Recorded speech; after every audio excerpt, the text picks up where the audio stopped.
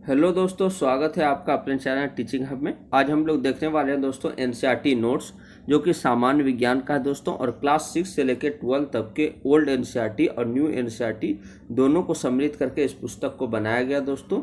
ये most important है for all competitive exam के लिए। और इसका पीडीएफ आप लोगों को चाहिए तो डिस्क्रिप्शन में टेलीग्राम का लिंक दिया हुआ है दोस्तों, वहाँ जाकर जुड़ जाएं। वहाँ इसका पीडीएफ भी मिल जाएगा दोस्तों, और भी बहुत तरीके के मटेरियल वहाँ अवेलेबल हैं। चलिए दोस्तों, आज का क्लास स्टार्ट करते हैं, जो कि बायोलॉजी का है।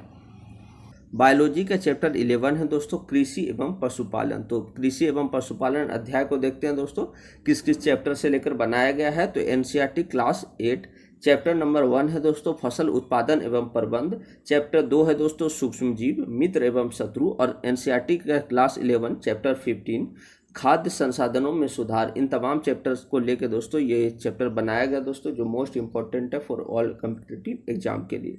चलिए दोस्तों, आज का क्लास स्टार्ट करते हैं। भारत एवं विश्व में निरंतर बढ़ती जनसंख्या की खाद्य मांग को पूरा करने के लिए खाद्य संसाधनों की पोषण गुणवत्ता हो गई दोस्तों, उसकी उत्पादन क्षमता और आपूर्ति को सुनिश्चित करने के लिए कृषि और पशुपालन जैसे प्राथमिक क्षेत्रों से प्राप्त भोजन के उत्पादन और उसके समुचित प्रबंधन को जो है यानी मैनेजमेंट और प्रिजर्वेशन यानी उसकी परिरक्षण की आवश्यकता होती है दोस्तों। तो इसको मुख्य रूप से ध्यान रखना है दोस्तों कि पशुपालन और कृषि जो है किस क्षेत्र के अंतर्गत आती है। तो दोस्तों प्राथमिक क्षेत्र के अंतर्गत आती है। मुख्य रूप से अर्थव्यवस्था 3 क्षेत्रों में बटी है दोस्तों, प्राथमिक क्षेत्र, द्वितीय क्षेत्र और तृतीय क्षेत्र। प्राथमिक क्षेत्र के अंतर्गत कृषि और पशुपालन आ जाता है दोस्तों, जबकि द्वितीय क्षेत्र के अंतर्गत औद्योगिकरण आ जाता है, जबकि तृतीय क्षेत्र के अंतर्गत सेवा क्षेत्र आ जाता है। चलिए दोस्तों, स्टार्ट करते हैं कृषि। तो कृषि क्या है दोस्तों, इसके बारे में देखते हैं। कृषि यानी एग्रीकल्चर के अंतर्गत एक निश्चित भूभाग पर फसल यानी किसी स्थान पर बड़े स्तर पर उगाए गए एक ही किस्म की आर्थिक महत्व के पौधे का उत्पादन कर पादप उत्पाद के रूप में भोजन प्राप्त किया जाता है। कृषि की शुरुआत लगभग 10,000 वर्ष पूर्व मानी जाती है। तो कृषि क्या है दोस्तों, तो कृषि के अंतर्गत क्या होता है कि एक निश्चित भूभाग है दोस्तों, और उस पर जो है फसल उगाया जाता है। और वो फसल क्या है दोस्तों कि किसी बड़े स्तर पर एक ही तरह का एक ही किस्म का जो है पौधे लगाए गए हों, इस रूप को ही कृषि कहा जाता है। कृषि की शुरुआत लगभग 10,000 वर्ष पूर्व की मानी जाती है। चलिए दोस्तों, फसलों का वर्गीकरण देख लेते हैं। फसलों का वर्गीकरण 2 प्रकार से वर्गीकृत है दोस्तों। पहला है उत्पादन के आधार पर। तो उत्पादन के आधार पर फसलों के प्रकार देखते हैं दोस्तों। अगर अनाज यानी देखते हैं सीरियल क्रॉप्स, तो इन पौधों की कृषि ऊर्जा की दैनिक आवश्यकताओं की पूर्ति हेतु की जाती है। तो अनाज का जो पैदावार होता है दोस्तों, ये किस लिए होता है, तो इन पौधों की जो है कृषि यानी एग्रीकल्चर जो करते हैं वो ऊर्जा की दैनिक आवश्यकताओं की पूर्ति करने के लिए की जाती है। अनाज के अंतर्गत क्या क्या आता है दोस्तों, तो जैसे गेहूं हो गया, मक्का हो गया, बाजरा हो गया, ज्वार हो गया, इसके द्वारा जो है ऊर्जा की आपूर्ति हेतु कार्बोहाइड्रेट प्रदान करते हैं। नेक्स्ट देखते हैं दोस्तों दालें। इनकी कृषि प्रोटीन की आवश्यकताओं की पूर्ति हेतु की जाती है। तो दाल के अंतर्गत क्या क्या आ जाता है दोस्तों, तो चना हो गया, मटर का हो गया दाल दोस्तों, उड़द हो गया, मूंग, अरहर, मसूर, ये सारी जो हैं दालें हैं जिसमें प्रचुर मात्रा में प्रोटीन पाई जाती है दोस्तों, जबकि अनाज में प्रचुर मात्रा में कार्बोहाइड्रेट पाए जाते हैं। तेल युक्त बीजों वाली फसलें, तो इन पौधों से हमें आवश्यक वसा व तेल प्राप्त होता है। उदाहरण के लिए सोयाबीन हो गया दोस्तों, मूंगफली, तिल, अरंडी, सरसों, अलसी, सूरजमुखी, ये सभी से जो है तेल प्राप्त होती है। तो मुख्य रूप से जो है फसलों को बांटा गया दोस्तों, अनाज के रूप में, दाल के रूप में और तेल युक्त बीजों वाली फसलों के रूप में देख सकते हैं। नेक्स्ट देखते हैं दोस्तों सब्जियां, मसाले एवं फल। तो इनमें हमें कुछ मात्रा में प्रोटीन युक्त विटामिन तथा खनिज लवण, वसा व कार्बोहाइड्रेट प्राप्त होता है दोस्तों। और सब्जियां, मसाले तथा फल के उदाहरण के रूप में देखते हैं दोस्तों, तो पत्ता गोभी हो गया, प्याज हो गया, काली मिर्च हो गया, ये सब जो है सब्जियां, मसाले और फल के अंतर्गत आते हैं। कुछ चारा फसलें होती हैं दोस्तों। चारा फसलें क्या होती है दोस्तों कि इन फसलों का जो प्रयोग होता है वो पशुधन के चारे के रूप में किया जाता है, यानी पशु के खाने के लिए जो है इसकी उपजाया जाता है दोस्तों। जैसे वर्सीम हो गया, जई हो गया, सूडान घास हो गया, ये सभी जो है चारा फसलें हैं। आगे देखते हैं दोस्तों ऋतु के आधार पर कुछ फसल। तो ऋतु के आधार पर फसलों को निम्न वर्गों में बांटा गया दोस्तों। पहला है खरीफ फसल और दूसरा है रबी फसल। तो खरीफ फसल क्या होता है दोस्तों कि इन फसलों को गर्मी व वर्षा ऋतु में जून से आरंभ होकर अक्टूबर तक के महीने में उगाया जाता है। तो खरीफ फसल का टाइम क्या होता है दोस्तों कि गर्मी व वर्षा ऋतु होती है दोस्तों, उसी समय जून से आरंभ होता है दोस्तों और अक्टूबर महीने तक के जो है इसमें उगाया जाता है दोस्तों। और खरीफ फसल का जो मेन उदाहरण है दोस्तों वो धान है, सोयाबीन है, अरहर है, मक्का है, कपास है, चना है, मूंगफली है आदि जो है ये खरीफ फसल के उदाहरण हैं। जबकि रबी फसल के उदाहरण जो है देखते हैं, इन फसलों की शुष्क तथा शीत ऋतु में नवंबर से अप्रैल तक के महीने में उगाया जाता है। तो रबी फसल कब से कब होता है दोस्तों, तो नवंबर से अप्रैल होता है दोस्तों। जबकि खरीफ फसल जो है जून से अक्टूबर के बीच होता है। और रबी फसल के अंतर्गत क्या क्या आता है दोस्तों, तो गेहूं आ जाता है, चना आ जाता है, मटर आ जाता है, सरसों आ जाता है और अलसी आ जाता है। तो यहाँ चना 2 बार दे दिया गया है दोस्तों। तो चना जो है कभी कभार जो है खरीफ फसल के अंतर्गत भी माना जाता है, क्योंकि खरीफ के समय भी जो है चने की जो है पैदावार होती है। आगे देखते हैं दोस्तों, तो फसल उत्पादन में सुधार देखते हैं दोस्तों। तो फसल उत्पादन में सुधार के प्रयासों को 3 चरणों में बांटा जा सकता है दोस्तों।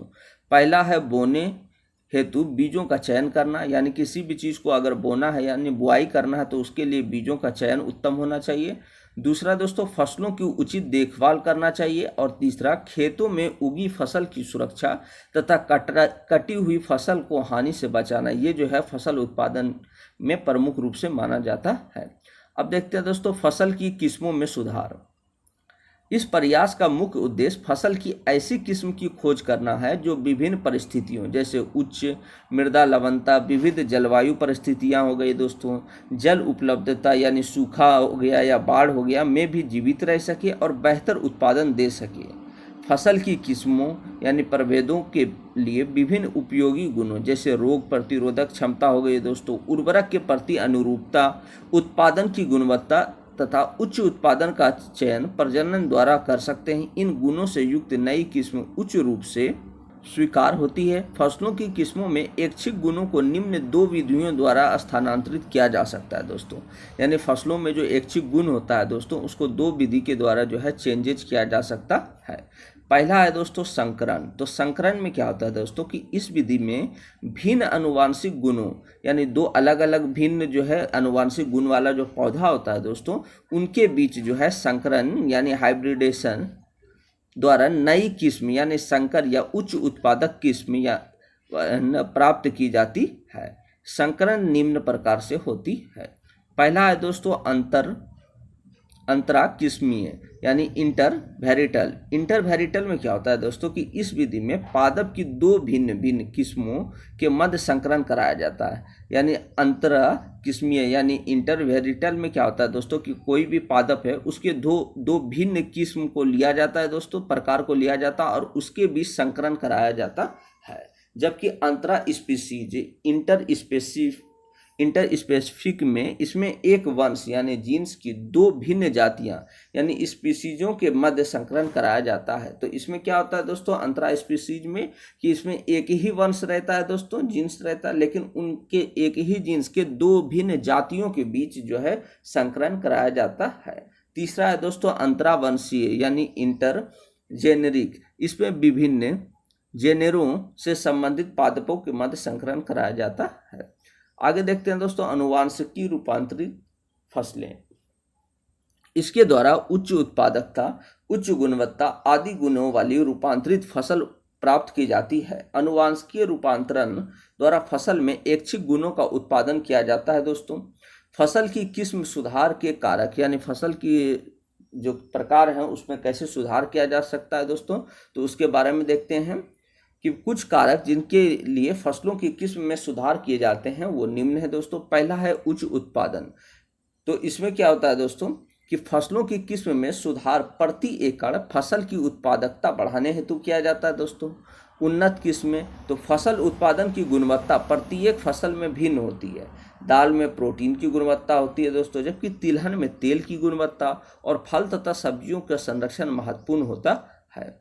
जैविक तथा अजैविक प्रतिरोधकता, तो बायोटिक और एबायोटिक रेसिस्टेंस देखते हैं दोस्तों, तो इसमें क्या होता है कि जैविक जैसे रोग, कीट और निमेटोड तथा अजैविक जैसे सूखा, क्षारता, जल क्रांति, सर्दी, गर्मी तथा पाला परिस्थितियों का फसल उत्पादन पर अत्यधिक प्रभाव पड़ता है। तो फसल पर क्या है दोस्तों, जैविक कारक और अजैविक दोनों कारकों का प्रभाव पड़ता है दोस्तों, और इन परिस्थितियों को सहन कर सकने वाली किस्म फसल उत्पादन में सुधार कर सकती है। तो यानी इस प्रकार की जो है संकरण करके हो गया दोस्तों, या इस प्रकार की क्राइटेरिया में जो है पादपों को रखना जिससे जो है वो जैविक और अजैविक प्रतिरोधकता क्षमता उत्पन्न कर ले, इस प्रकार को ही जो है हम जो है फसल उत्पादन में सुधार ला सकते हैं। आगे देखते हैं दोस्तों, परिपक्वन काल में परिवर्तन यानी चेंज इन मैच्योरिटी ड्यूरेशन। तो फसल उगाने से लेकर कटाई तक कम से कम समय लगना और आर्थिक दृष्टि से सही है। यानी अगर फसल जो है जल्द उत्पादन हो जाएगी तो उससे क्या होगा दोस्तों कि आर्थिक दृष्टि से वो बहुत फायदेमंद होगा दोस्तों। इससे किसान प्रतिवर्ष अपने खेतों में अनेक फसलें उगा सकते हैं और कम समय होने के कारण फसल उत्पादन में धन भी कम खर्च होता है। समान परिपक्वन कटाई की प्रक्रिया को सरल बनाता है और कटाई के दौरान होने वाली फसल की हानि भी क्या होती है दोस्तों, कम हो जाती है। तो परिपक्वन काल यानी जल्द से जल्द जो है फसल उत्पादन की क्षमता भी परिपक्व करने से जो है फसल के उत्पादन में बढ़ोतरी होती है दोस्तों। आगे देखते हैं व्यापक अनुकूलता। इसमें क्या है दोस्तों कि इस प्रकार की किस्मों का विकास करना विभिन्न पर्यावरणीय परिस्थितियों में फसल उत्पादन को अस्थायी करने में सहायक होगा। इस प्रकार एक किस्म को विभिन्न क्षेत्रों में विभिन्न जलवायु में उगाया जा सकता है। और नेक्स्ट है दोस्तों ऐच्छिक सस्य विज्ञान गुण यानी डिजायरेबल एग्रोनोमिक कैरेक्टरिस्टिक्स। तो नेक्स्ट है दोस्तों ऐच्छिक सस्य विज्ञान गुण, एग्रोनोमिक कैरेक्टरिस्टिक्स। नेक्स्ट है दोस्तों ऐच्छिक सस्य विज्ञान गुण। इसमें क्या है दोस्तों, डिस्क्राइबल एग्रोनोमिक कैरेक्टरिस्टिक्स। ये वे गुण है दोस्तों जो पादप में उत्तम वृद्धि व उच्च उत्पादन दर्शाते हैं दोस्तों। इन गुणों वाले पादप अन्य पादपों की अपेक्षा अधिक पसंद किए जाते हैं। आगे देखते हैं दोस्तों, जैसे चारे वाली फसलों के लिए लंबी तथा सघन शाखाएं ऐच्छिक गुण हैं। अनाज के लिए बौने पौधे उपयुक्त होते हैं ताकि इन फसलों को उगाने के लिए कम पोषकों की आवश्यकता हो। इस प्रकार सस्य विज्ञान वाली किस्में अधिक उत्पादन प्राप्त करने में सहायक होती है। आगे देखते हैं दोस्तों फसल उत्पादन और प्रबंधन। तो फसल उत्पादन का प्रबंधन किस रूप में करना है दोस्तों, उसे देखते हैं। इसके अंतर्गत उच्च उत्पादकता हेतु फसल उत्पादन के विभिन्न पहलुओं को नियंत्रित किया जाता है, जिससे फसल उत्पादन के विभिन्न चरणों के कुशल कार्यान्वयन की आवश्यकता होती है। अतः फसल उत्पादन प्रबंध यानी क्रॉप प्रोडक्शन मैनेजमेंट के अंतर्गत पोषकों, सिंचाई तथा कृषि पैटर्न का प्रबंधन आता है। फसल उत्पादन हेतु कृषि में प्रयुक्त विभिन्न प्रकार निम्नलिखित है। तो फसल उत्पादन प्रबंधन में मुख्य रूप से क्या है दोस्तों, तो उसके जो पोषक तत्व हो गए, सिंचाई और कृषि पैटर्न जो है वो आता है फसल उत्पादन प्रबंधन के अंतर्गत। चलिए दोस्तों देखते हैं जुताई या मिट्टी तैयार करना। तो फसल उत्पादन के लिए जो महत्वपूर्ण है दोस्तों वो है जुताई या मिट्टी तैयार करना। तो उसके बारे में देखते हैं। फसल उगाने से पहले मिट्टी तैयार करना यानी प्रिपरेशन ऑफ सोल प्रथम चरण होता है। यानी किसी भी फसल की उगाई के लिए प्रथम चरण क्या होता है दोस्तों कि मिट्टी तैयार करना, और इसमें मिट्टी को पलटना तथा इसे पोला बनाना शामिल है। इससे जुड़ी भूमि में गहराई तक जा सकती है एवं पोला मिट्टी में गहराई में धंसी जड़ें भी सरलता से शोषण कर सकती है। पोला मिट्टी में रहने वाले केचुए और सूक्ष्म जीवों की वृद्धि करने में सहायता करती है। केचुए किसानों के मित्र है। तो मोस्ट इंपोर्टेंट है दोस्तों, पूछा जाता है कि किसानों के मित्र किसे कहा जाता है, तो केचुए को कहा जाता है, क्योंकि यह मिट्टी को और पलटकर पोला करते हैं तथा ह्यूमस बनाते हैं। मिट्टी को उलटने पलटने एवं पोला करने की प्रक्रिया ही क्या कहलाती है दोस्तों, जुताई कहलाती है। इसे हल, कुदाली या कल्टीवेटर चलाकर भी कर सकते हैं दोस्तों। यह मिट्टी अत्यंत सूखी है तो जुताई से पहले इसे पानी देने की आवश्यकता भी पड़ सकती है। जुते हुए खेत में मिट्टी के बड़े बड़े ढेले भी हो सकते हैं। इन्हें एक पाटल की सहायता से तोड़ना आवश्यक है। बुआई एवं सिंचाई के लिए खेत को समतल करना आवश्यक होता है दोस्तों, और यह कार्य पाटल द्वारा किया जाता है। कभी कभी जुताई से पहले खाद दी जाती है। इसे जुताई के समय खाद मिट्टी में भली भांति मिल जाता है। बुआई से पहले खेत में पानी भी दिया जाता है। नेक्स्ट स्टेप है दोस्तों बुआई। तो बुआई के अंतर्गत क्या करते हैं दोस्तों, इस चरण में गीली नमी युक्त मृदा में बीजों को बोया जाता है। बोने से पहले अच्छी गुणवत्ता वाले साफ और स्वस्थ बीजों को बोया जाएगा। इसके लिए किसान अधिक उपज देने वाली बीजों को प्राथमिकता देते हैं। बुआई के लिए वर्तमान में ट्रैक्टर संचालित सीड ड्रिल का प्रयोग हो रहा है दोस्तों। पौधों को अत्यधिक घने होने से रोकने के लिए बीजों के बीच उचित दूरी होना अत्यंत महत्वपूर्ण है। यानी ना पौधे को अत्यधिक घना नहीं होने देना है दोस्तों। बुआई में ये चीज़ ध्यान रखना है दोस्तों। इससे पौधों को सूर्य का प्रकाश, पोषक और जल पर्याप्त मात्रा में प्राप्त होता है। जब डिस्टेंस पर जो है पौधों को रोपा जाता है दोस्तों, तो उससे क्या होता है कि पर्याप्त मात्रा में सूर्य का प्रकाश भी मिलता है दोस्तों, पोषक तत्व भी मिलता है और जल पर्याप्त मात्रा में मिल पाता है। अधिक घनेपन को रोकने के लिए कुछ पौधों को निकाल कर हटा दिया जाता है। नेक्स्ट देखते हैं दोस्तों पोषक प्रबंधन। तो इसका पोषक प्रबंधन क्या है दोस्तों, तो जंतु के समान पौधों को भी वृद्धि के लिए पोषक पदार्थ यानी न्यूट्रिएंट्स की आवश्यकता होती है दोस्तों। और पोषक पदार्थ वो कार्बनिक तत्व होते हैं जो पौधों को हवा, पानी तथा मिट्टी से प्राप्त होते हैं। पौधों के लिए 16 पोषक तत्व यानी पोषक पदार्थ आवश्यक हैं। तो मोस्ट इंपॉर्टेंट है दोस्तों कि पौधों के लिए कितने पोषक पदार्थों की आवश्यकता होती है, तो 16 पोषक पदार्थों की आवश्यकता जो है पौधों के लिए होती है। बृहद पोषक तत्व तो अधिक मात्रा में आवश्यक, जैसे nitrogen, phosphorus, potassium, calcium, magnesium, sulphur, ये क्या है दोस्तों कि अधिक मात्रा में इसकी आवश्यकता होती है, तो इसे बृहद पोषक तत्व कहा जाता है। इसके अलावा सूक्ष्म पोषक तत्व होता है दोस्तों, तो इसमें क्या होता है कि कम मात्रा में इसकी आवश्यकता होती है, जैसे आयरन हो गया, मैग्नीज हो गया, बोरोन हो गया, जिंक, कॉपर, मॉलिब्डेनम हो गया, क्लोरीन हो गया। इनमें से किसी भी पोषक तत्व की कमी के कारण पौधों की कार्य की प्रक्रिया में सहित जनन, वृद्धि तथा रोगों के प्रति प्रवृत्ति यानी प्रतिरोधकता पर प्रभाव पड़ता है। अधिक उत्पादन प्राप्त करने के लिए मिट्टी में खाद तथा उर्वरक के रूप में इन पोषकों को मिलाया जा सकता है। आगे देखते हैं दोस्तों, पहला है खाद। तो खाद क्या होता है दोस्तों, खाद यानी मैन्यूर प्राकृतिक उर्वरक है। यह कार्बनिक पदार्थों, जंतुओं के अपशिष्ट तथा पौधों के कचरे के अपघटन से तैयार किया जाता है। खाद मिट्टी को पोषक तथा कार्बनिक पदार्थों से परिपूर्ण करती है और मिट्टी की उर्वरता को क्या करती है दोस्तों, बढ़ा देती है। खाद बनाने की प्रक्रिया में प्रयुक्त विभिन्न जैविक पदार्थ के उपयोग के आधार पर खाद को कुछ वर्गों में बांटा गया दोस्तों, उसे देखते हैं। पहला है दोस्तों कंपोस्ट तथा वर्मी कंपोस्ट।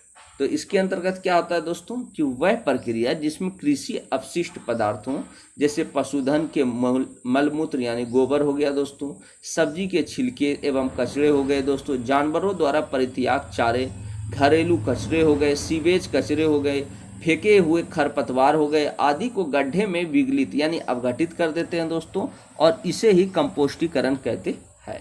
कंपोस्ट में कार्बनिक पदार्थ तथा पोषक बहुत अधिक मात्रा में होते हैं। जब कंपोस्ट को केंचुए द्वारा पौधों तथा जानवरों के अपशिष्ट पदार्थों के शीघ्र निरस्तीकरण की प्रक्रिया द्वारा बनाया जाता है, तो इसे ही वर्मी कंपोस्ट कहते हैं।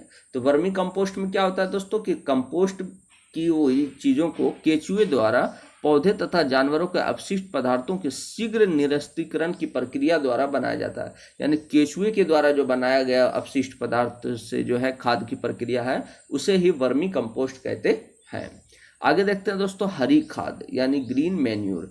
हरी खाद क्या होता है दोस्तों कि फसल उगाने से पहले खेतों में कुछ पौधे जैसे पटसन हो गया, मूंग तथा ग्वार हो गया आदि को उगा लिया जाता है। तत्पश्चात उन पर हल चलाकर खेत की मिट्टी में मिला दिया जाता है। ये पौधे हरी खाद में परिवर्तित हो जाते हैं, तो जो मिट्टी को नाइट्रोजन तथा फास्फोरस से परिपूर्ण करने में सहायक होता है। और खाद में निम्नलिखित लाभ है दोस्तों। खाद मृदा को पोषक तत्वों तथा कार्बनिक पदार्थों यानी ह्यूमस से परिपूर्ण करता है। यह मृदा की उर्वरता को बढ़ाती है तथा कीटनाशकों व पीड़कनाशकों के हानिकारक प्रभावों को क्या करती है, कम कर देती है।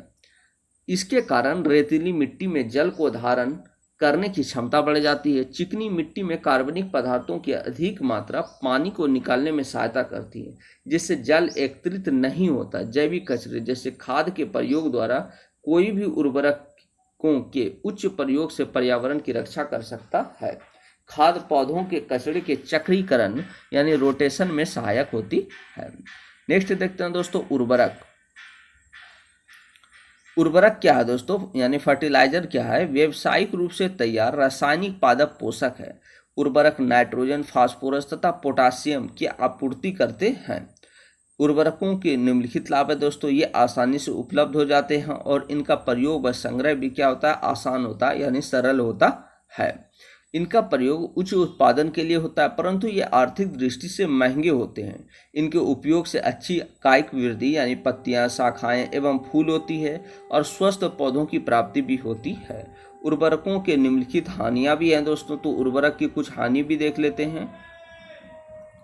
उर्वरक का उपयोग बड़े ध्यान से करना चाहिए और इसके सदुपयोग के लिए इसकी खुराक की उचित मात्रा, उचित समय तथा उर्वरक देने से पहले तथा उसके बाद की सावधानियों को अपनाना चाहिए। कभी कभी उर्वरक अधिक सिंचाई के कारण पानी में बह जाते हैं और पौधे उसका पूरा अवशोषण नहीं कर पाते। उर्वरक का यही अधिक मात्रा जल प्रदूषण का कारण बनता है दोस्तों।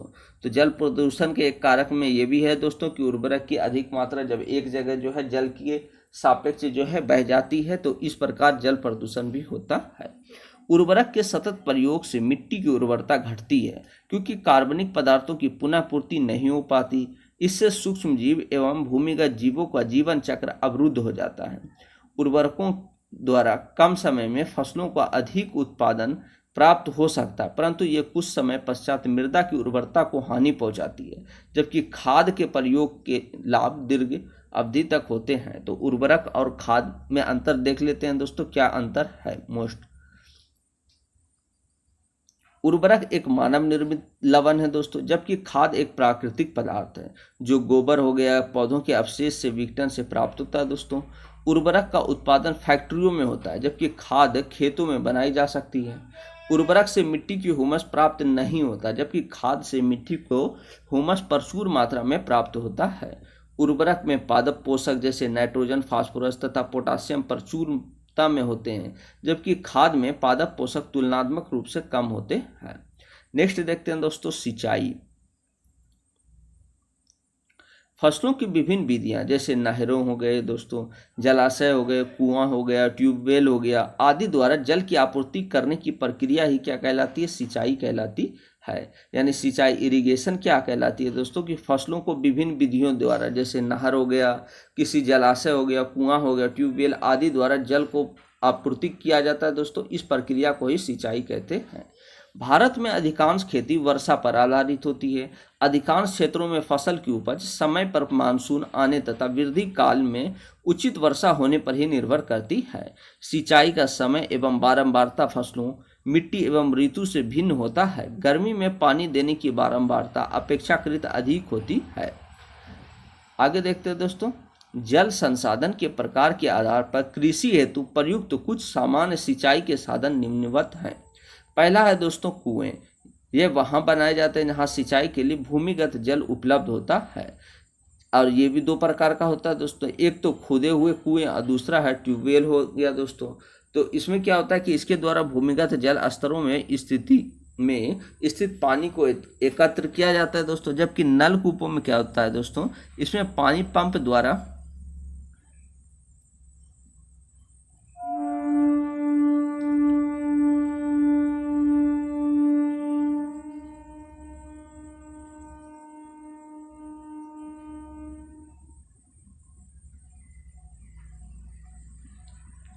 तो नलकूपों में क्या होता है दोस्तों कि इसमें पानी पंप द्वारा गहरे जल स्तरों से निकाला जाता है। नेक्स्ट देखते हैं दोस्तों नहरें यानी कैनाल।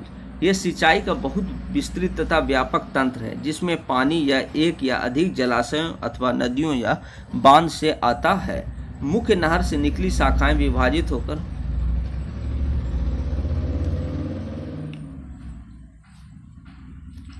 नेक्स्ट देखते हैं दोस्तों नहरें। यह सिंचाई का एक बहुत विस्तृत तथा व्यापक तंत्र है जिसमें पानी एक या अधिक जलाशय अथवा नदियों या बांध से आता है और मुख्य नहर से निकली शाखाएं विभाजित होकर खेतों में सिंचाई करती है। नेक्स्ट देखते हैं दोस्तों नदी जल उठाव प्रणाली। तो नदी जल उठाव प्रणाली के अंतर्गत देखते हैं दोस्तों क्या है, रिवर लिफ्ट सिस्टम। इस प्रणाली का प्रयोग उन क्षेत्रों में किया जाता है जहां जलाशयों में कम पानी मिलने के कारण नहरों का बहाव अनियमित अथवा अपर्याप्त होता है। नदियों के किनारे स्थित खेतों में सिंचाई करने के लिए नदियों से सीधे ही पानी निकाला जाता है। तो नदी जल उठाव प्रणाली में क्या होता है दोस्तों कि इस स्थिति में जलाशय से कम पानी मिलता है दोस्तों और नहरों का बहाव जो है अनियमित होता है। इस स्थिति में क्या करते हैं कि नदी के किनारे स्थित खेतों में सिंचाई के लिए नदियों से क्या करते हैं, सीधे ही पानी निकाला जाता है। नेक्स्ट है दोस्तों तालाब यानी टैंक्स। ये छोटे जलाशय होते हैं जो छोटे क्षेत्रों में बहे हुए पानी का संग्रह करके तालाब का रूप ले लेते हैं। अब आगे देखते हैं दोस्तों आधुनिक विधियाँ यानी मॉडर्न टेक्निक क्या क्या है। तो कृषि में पानी की उपलब्धि बढ़ाने के लिए आधुनिक विधियां जैसे वर्षा के पानी का संग्रहण तथा जल विभाजन का उचित प्रबंधन और उपयोग किया जाता है। उसके अंतर्गत छोटे बांध बनाकर भूमि के नीचे का जल स्तर बढ़ाया जाता है। ये छोटे बांध वर्षा के पानी को बहने से रोकते हैं तथा मृदा अपरदन को भी कम करते हैं। तो आधुनिक विधि में क्या क्या है दोस्तों, तो आधुनिक विधि में क्या कर रहे हैं कि जैसे वर्षा के पानी को संग्रहण करते हैं दोस्तों और जल विभाजन का उचित प्रबंधन करते हैं और जो है बांध बनाते हैं दोस्तों जिससे भूमि के नीचे जल स्तर को बढ़ाया जाता है और छोटे बांध जो है वर्षा पानी के बहने से भी रोकते हैं जिससे मृदा अपरदन को भी कम करने में सहायता मिलती है। पानी की कमी अथवा वर्षा की अनियमितता की स्थिति यानी सूखा ड्राउट कहलाती है। वर्षा पर आधारित कृषि को सूखे से बहुत हानि होती है, विशेषतः उन क्षेत्रों में जहां पर किसान फसल उत्पादन में सिंचाई का उपयोग नहीं करते और केवल वर्षा पर ही निर्भर रहते हैं। तो उस स्थिति में क्या होता है दोस्तों कि कृषि को बहुत क्षति होती है। नेक्स्ट देखते हैं दोस्तों सिंचाई की विधियां। तो सिंचाई की कौन कौन सी विधियां हैं उसके बारे में देखते हैं। सिंचाई की विधियां देखते हैं दोस्तों। तो कुओं झीलों एवं नहरों में उपलब्ध जल को निकालकर खेतों तक पहुंचाने के तरीके जो है बहुत तरीके के होते हैं। उसी प्रक्रिया को देखते हैं। तो सिंचाई की पारंपरिक विधि, इस विधि में मवेशी अथवा मजदूर प्रयोग किए जाते हैं और ये सस्ते भी होते हैं दोस्तों, परंतु ये कम दक्ष होते हैं।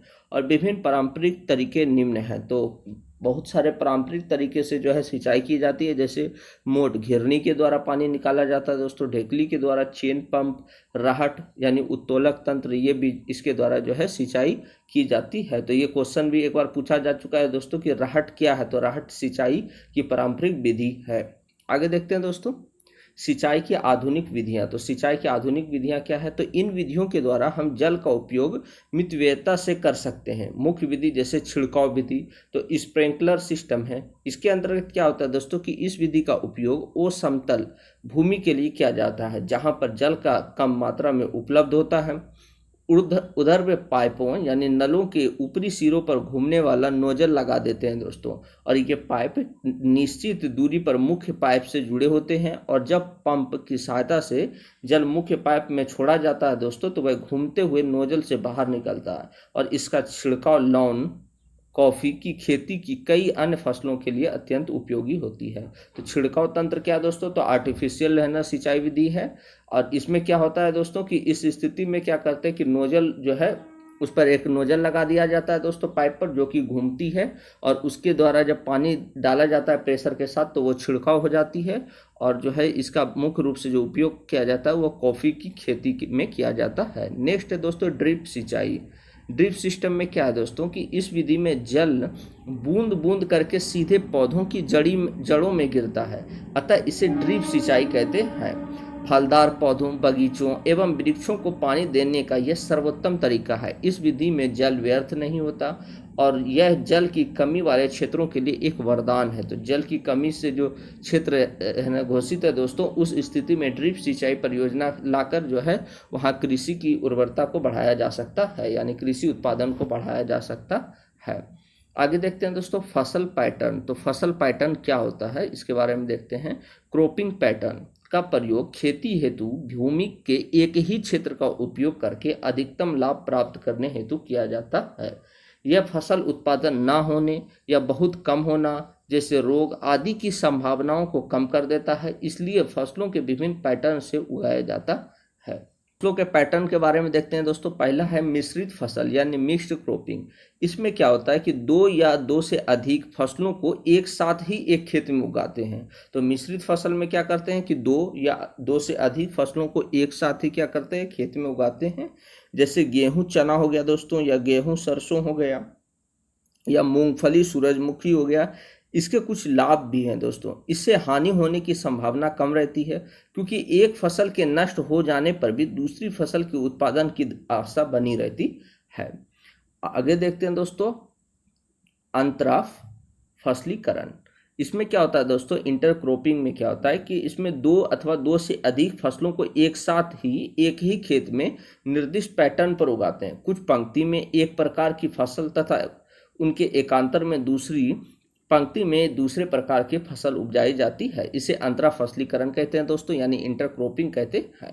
तो इसमें क्या है कि फसल का चुनाव इस प्रकार करते हैं कि उसके पोषक तत्वों की आवश्यकता भिन्न भिन्न हो, यानी दोनों फसल का जो पोषक तत्व चाहिए वो अलग अलग होना चाहिए दोस्तों। जैसे उदाहरण के लिए देखते हैं सोयाबीन और मक्का, बाजरा और लोबिया को देख सकते हैं। यह उपलब्ध पोषकों के अधिकतम उपयोग को सुनिश्चित कर अच्छे परिणाम देते हैं। इसके द्वारा पीड़क व रोगों को एक प्रकार की फसल के साथ पौधों में फैलने से भी रोका जा सकता है।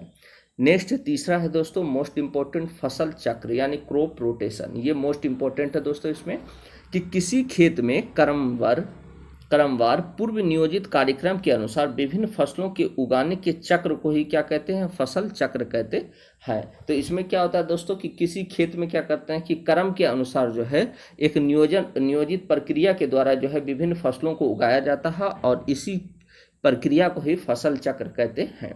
परिपक्वन काल के आधार पर विभिन्न फसल सम्मिश्रण के लिए फसल चक्र अपनाया जाता है। खेत में एक फसल बोई जाती है और इसकी कटाई के बाद उसी खेत पर दूसरी फसल बोई जाती है। इसके पश्चात तीसरी फसल भी बोई जाती है, यानी ये प्रक्रिया लगातार चलती रहती है। आगे देखते हैं दोस्तों फसल सुरक्षा प्रबंधन। तो फसल सुरक्षा प्रबंधन के बारे में देखते हैं दोस्तों। खेतों में फसलों को खरपतवार, कीट पीड़क, रोगों आदि से सुरक्षा प्रदान करना अत्यंत आवश्यक है। फसल सुरक्षा प्रबंधन द्वारा इनकी संभावनाओं को कम किया जाता है। यदि खरपतवार तथा पीड़कों को नियंत्रित नहीं किया जाता तो वे फसलों को बहुत हानि पहुंचाती है। आगे देखते हैं दोस्तों फसलों को हानि पहुंचाने वाले तत्व कुछ है दोस्तों, उसके बारे में देखते हैं। पहला है दोस्तों फसलों को हानि पहुंचाने में खरपतवार, वीड। ये कृषि योग्य भूमि में उगे अनावश्यक पौधे होते हैं जो भोजन, स्थान तथा प्रकाश के लिए फसलों से स्पर्धा करते हैं। जैसे उदाहरण के रूप में देखते हैं दोस्तों गोखरू यानी जैंथियम, गाजर घास हो गया दोस्तों जिसे पार्थेनियम कहा जाता है, व मोथा यानी साइरेनस रोटेंडस हो गया दोस्तों। आदि खरपतवार भूमि से पोषक तत्व ग्रहण करते हैं जिससे फसलों की वृद्धि कम हो जाती है। इसलिए अच्छी पैदावार के लिए प्रारंभिक अवस्था में ही खरपतवार को क्या करते हैं दोस्तों, निकाल देना चाहिए। रसायनों को उपयोग से भी खरपतवार नियंत्रित किया जाता है, जिन्हें खरपतवार नाशी कहते हैं। जैसे 2,4-D हो गया। खेतों में इनका छिड़काव किया जाता है जिससे खरपतवार पौधे नष्ट हो जाते हैं, परंतु फसल को कोई हानि नहीं होती है। तो मोस्ट इम्पोर्टेंट है दोस्तों, पूछा जाता है कि खरपतवार को खेतों में नष्ट करने के लिए किसका छिड़काव किया जाता है, तो 2,4-D नामक कीटनाशक का प्रयोग किया जाता है। आगे देखते हैं दोस्तों कीट पीड़क। तो कीट पीड़क यानी इंसेक्ट पेस्ट क्या है दोस्तों, तो कीट पीड़क फसल के स्वास्थ्य को प्रभावित कर उत्पादन को कम करते हैं। यानी कीट पीड़क अंतर्गत क्या होता है कि फसल का जो स्वास्थ्य है उसको प्रभावित होता है और उसके कारण जो है उत्पादन कम होता है। प्रायः कीट पीड़क पौधों पर निम्न प्रकार से आक्रमण करते हैं। ये मूल, तने तथा पत्तियों को काट देते हैं। जैसे टिड्डा हो गया, ये तने तथा फलों में छिद्र कर देते हैं, जैसे तना छेदक लार्वा। ये सब क्या करते हैं दोस्तों, पौधे को जो है हानि पहुंचाते हैं। आगे देखते हैं दोस्तों सूक्ष्म जीवों द्वारा पौधों में होने वाले कुछ सामान्य रोग, यानी कुछ सूक्ष्म जीव है दोस्तों जिसके द्वारा जो है पौधों में कुछ सामान्य रोग होता है। तो जैसे देखते हैं पादप रोग में हो गया नींबू कैंकर। तो नींबू कैंकर किसके द्वारा होता है दोस्तों? तो जीवाणु के द्वारा होता है। जबकि गेहूं का रस्ट रोग किसके कारण होता है? कवक के कारण होता है। जबकि भिंडी का पीत जो रोग होता है दोस्तों वो किसके कारण होता है? वायरस के कारण होता है। तो इसका जो संचरण है दोस्तों, यानी नींबू कैंकर का जो एक पौधे से दूसरे पौधे में संचरण होता है वो वायु के द्वारा होता है दोस्तों। गेहूं का रस्ट में जो है वो वायु एवं बीज के द्वारा होता है। जबकि भिंडी की पीत में जो है वो कीट के द्वारा जो है इसका संचरण होता है। तो मोस्ट इंपॉर्टेंट है दोस्तों, पूछा जाता है कि गेहूं का रस्ट किस कारण होता है? तो कवक के कारण होता है। कवक के कारण होता है। आगे देखते हैं दोस्तों, कटाई। फसल पक जाने के बाद उसे काटना ही क्या कहलाता है दोस्तों? कटाई कहलाता है, यानी हार्वेस्टिंग कहलाता है। कटाई के दौरान या तो पौधों को खींचकर उखाड़ देते हैं या उसे धरातल के पास से काट लेते हैं। एक अनाज फसल को पकने में लगभग 3 से 4 महीने का समय लगता है। अब इसके लिए इम्पोर्टेंट है दोस्तों भंडारण भी, तो उसको देखते हैं। अनाज के भंडारण यानी स्टोरेज के दौरान कृषि उत्पाद में अत्यधिक हानि हो सकती है। इन हानियों के लिए निम्न कारक उत्तरदायी है। पहला है दोस्तों जैविक कारक यानी बायोटिक फैक्टर। क्या है? तो इसमें रोडेंट्स यानी कृंतक जैसे चूहा वगैरह हो गया दोस्तों, कवक, कीट, चिचड़ी तथा जीवाणुओं को सम्मिलित किया जाता है। तो जैविक कारक में क्या है दोस्तों कि बायोटिक फैक्टर्स में जो अनाज को जो है हानि पहुंचाने वाला है वो क्या है दोस्तों? तो रोडेंटस यानी कृंतक हो गया, कवक हो गया, कीट हो गया, ये सब जो है इसे हानि पहुंचाते हैं। नेक्स्ट देखते हैं दोस्तों अजैविक कारक। तो अजैविक कारक के में अंतर क्या आता है दोस्तों कि भंडारण के स्थान पर उपयुक्त नमी व ताप के अभाव से भी अनाज की हानि होती है। इनका अनाज पर निम्नलिखित प्रभाव पड़ता है दोस्तों कि गुणवत्ता का ह्रास हो जाता है, यानी उसके जो गुण होते हैं दोस्तों उसमें कमी आ जाती है, वजन में कमी आ जाती है दोस्तों, अंकुरण क्षमता में कमी आ जाता है दोस्तों, और उत्पाद का बदरंग हो जाना, यानी कलर क्या होता है दोस्तों? उत्पाद चेंज हो जाता है। नेक्स्ट देखते हैं दोस्तों पशुपालन। ये मोस्ट इंपॉर्टेंट है दोस्तों पशुपालन। तो पशुधन का वैज्ञानिक प्रबंधन ही क्या कहलाता है दोस्तों? पशुपालन कहलाता है, यानी एनिमल हस्बेंड्री क्या कहलाता है दोस्तों? तो पशुधन यानी पशु का जो वैज्ञानिक प्रबंधन है, वैज्ञानिक तरीके से उसके रख रखाव, उसके पालन पोषण की जो प्रक्रिया है उसे ही पशुपालन कहा जाता है। इसके अंतर्गत पशुओं को पालना हो गया दोस्तों, भोजन देना हो गया, उसके प्रजनन क्रिया हो गई, रोग नियंत्रण आदि आते हैं। कृषि आधारित पशुधन में मवेशी, बकरी, भेड़, मुर्गी पालन, मत्स्य यानी मछली पालन आदि आते हैं। और इसकी आवश्यकता भी है दोस्तों, तो उसके बारे में देखते हैं क्या क्या आवश्यकता है। जनसंख्या वृद्धि तथा रहन सहन के स्तर में वृद्धि के कारण अंडों, दूध तथा मांस की खपत भी बढ़ रही है। अतः इस बढ़ती मांग की आपूर्ति हेतु पशुपालन क्या है? आवश्यक है। इसके द्वारा पशुओं के उचित प्रबंधन व पालन हेतु आवश्यक दिशा निर्देश निर्धारित किए जाते हैं। आगे देखते हैं दोस्तों पशु कृषि।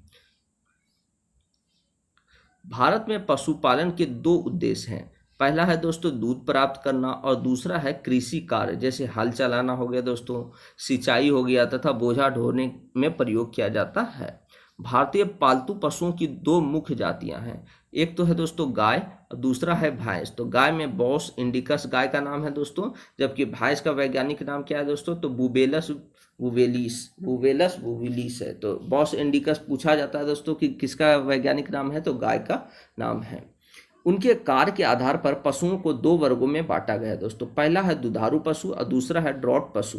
तो दुधारू पशु क्या होता है दोस्तों कि ये दुग्ध उत्पादक मादाएं हैं, और ड्रॉट पशु क्या होता है दोस्तों? तो इसका प्रयोग कृषि यानी खेतों में कृषि कार्यों के लिए किया जाता है।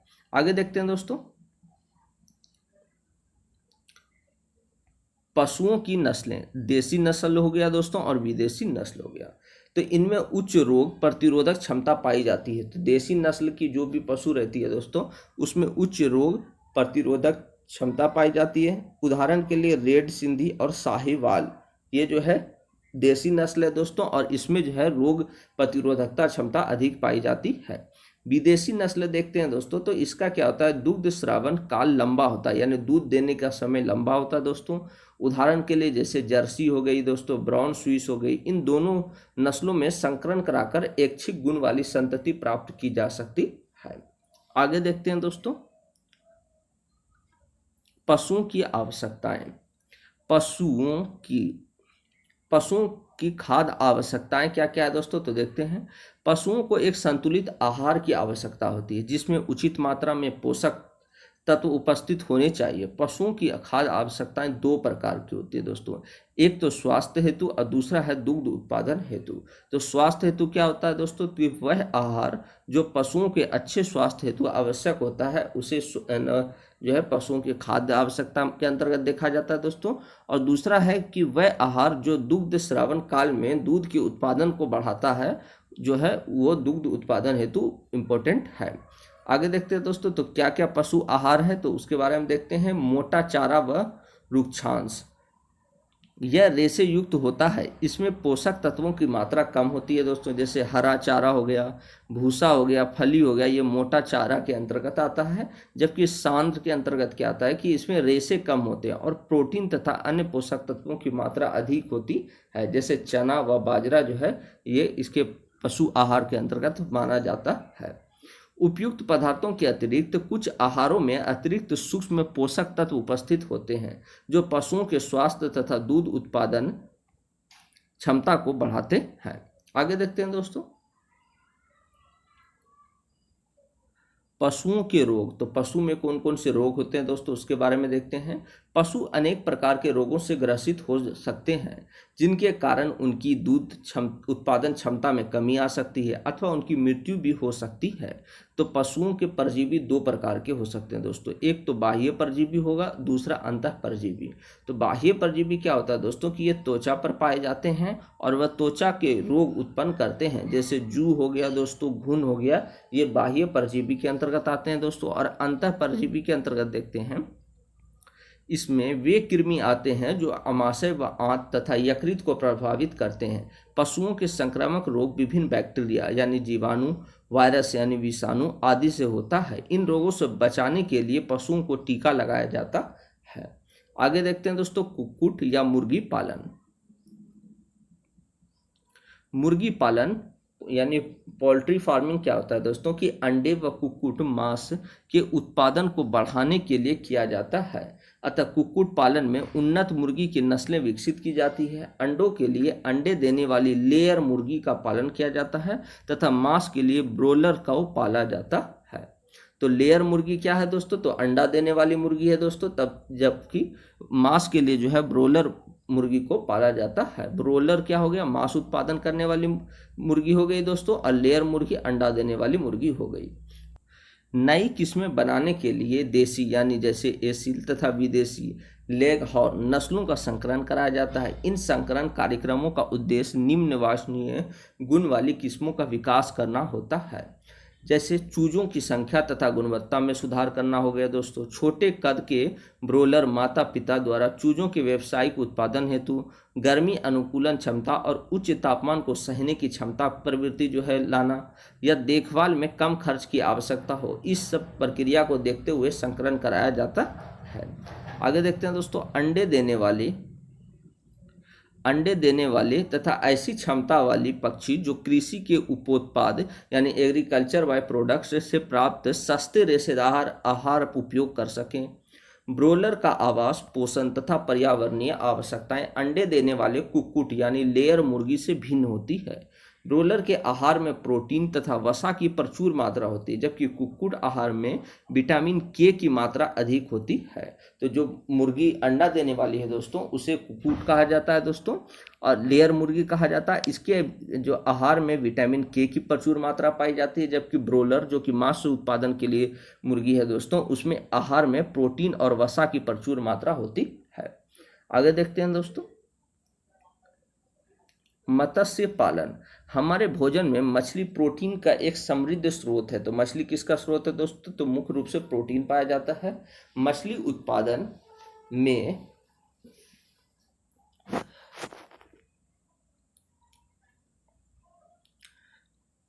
उत्पादन में पखयुक्त मछलियाँ तथा कवचीय मछलियाँ जैसे झींगा हो गया दोस्तों, मोलस्क सम्मिलित है। मछली प्राप्त करने की दो विधियाँ हैं। एक तो प्राकृतिक स्रोत से मछली पकड़ना होता है दोस्तों, जैसे इसमें देखते हैं दोस्तों, तो यह प्राकृतिक स्रोतों से मछली पकड़ने की एक विधि है। इनकी स्रोत समुद्री जल तथा ताज़ा जल यानी अलवणीय जल दोनों हो सकते हैं।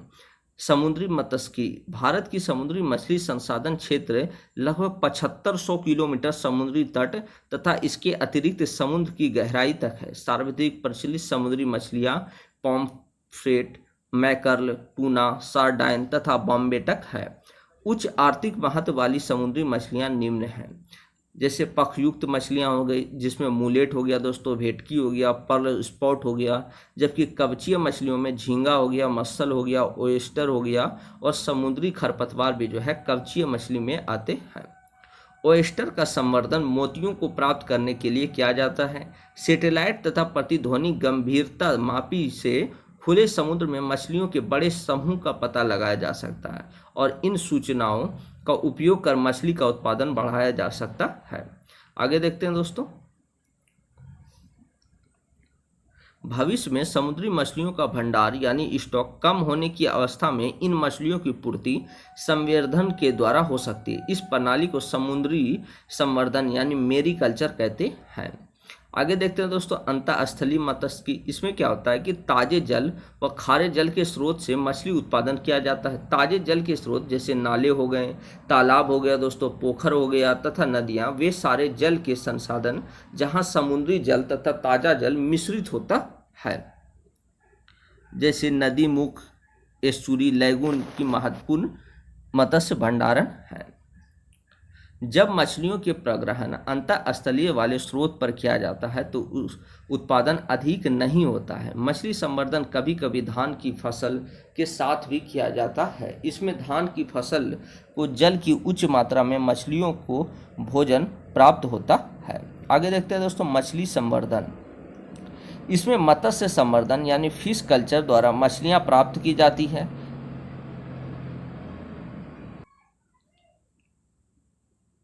तो देखते हैं दोस्तों मछली संवर्धन। तो इसमें क्या होता है कि मत्स्य संवर्धन द्वारा मछलियां प्राप्त की जाती है।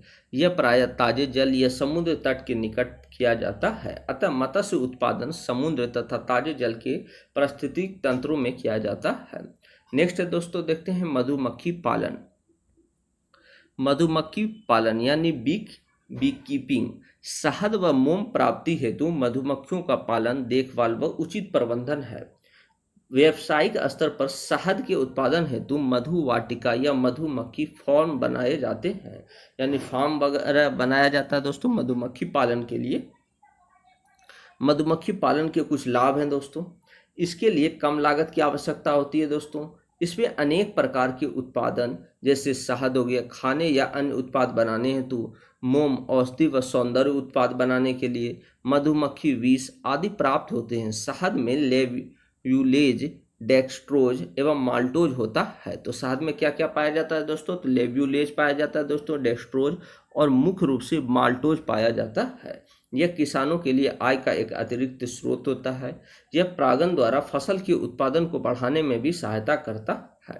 आगे देखते हैं दोस्तों, व्यावसायिक स्तर पर उत्पादन में प्रयुक्त मधुमक्खियों की किस्में क्या क्या हैं। पहला है दोस्तों एपिस सेरेना इंडिका जो भारतीय मधुमक्खी है दोस्तों, और एपिस डोरसेटा जो कि सैल मधुमक्खी है, एपिस फ्लोरी लिटिल मधुमक्खी है, और एपिस मेलिफेरा जो है इटली की मधुमक्खी है। थैंक यू दोस्तों। अगर वीडियो आप लोगों को अच्छा लगा हो तो प्लीज़ चैनल को लाइक एंड सब्सक्राइब करें दोस्तों, और ज़्यादा से ज़्यादा शेयर करें। और इसका PDF आप लोगों को चाहिए तो डिस्क्रिप्शन में टेलीग्राम का लिंक दिया हुआ है दोस्तों, वहाँ जाकर इसका PDF आप लोग प्राप्त कर लें। थैंक यू दोस्तों।